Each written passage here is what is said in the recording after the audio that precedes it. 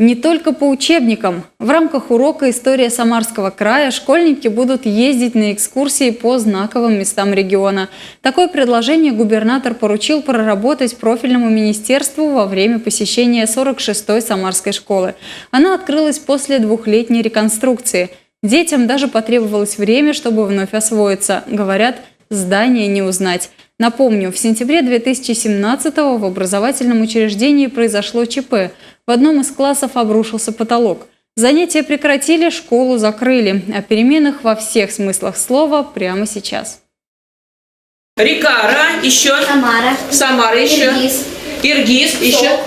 Сок. Мне нравится этот урок, потому что здесь я узнаю много о Самаре, о своем любимом городе, и тут очень интересные темы.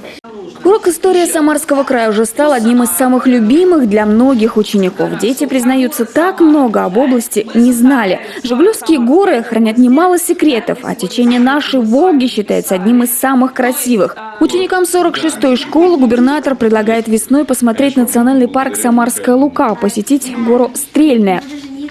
Вот предмет истории Самарского края, надо, чтобы выездные такие экскурсии были, конечно, обязательно это предусматривать надо по всем образовательным учреждениям.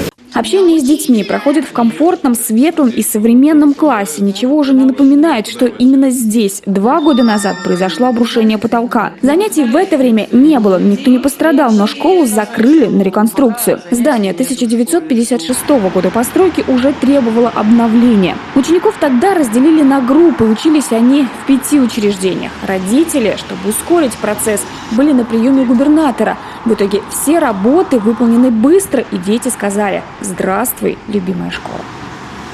Восхищение, потому что школа очень сильно преобразилась. И, конечно, радость, потому что здесь намного удобнее учиться и привычнее.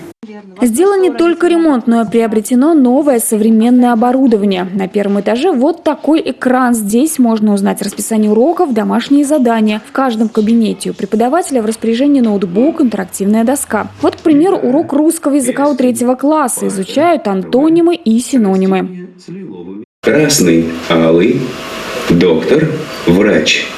После ремонта преобразились и столовая с кухней. Теперь их тут сравнивают с космической станцией питания. Актовый зал, спортивные. Помимо уроков физкультуры, дети активно посещают и дополнительные занятия. Вот Доминика приглашает губернатора на тренировку по баскетболу. Перемены в школе, можно сказать, стали первым этапом. Уже скоро современному образовательному учреждению будут соответствовать и территория рядом.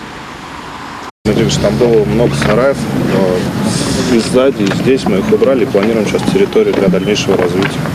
Хотели там или аллею с детьми вместе посадить. Ну, смотрите, у вас вот часто жалобы людей много, что разрыв большой между тем сносом гаражей и сараев и благоустройством, даже элементарно вывозом мусора. Вот на это я обращаю ваше внимание. Приведите сейчас территорию в порядок, чтобы там никакого уж мусора точно не было.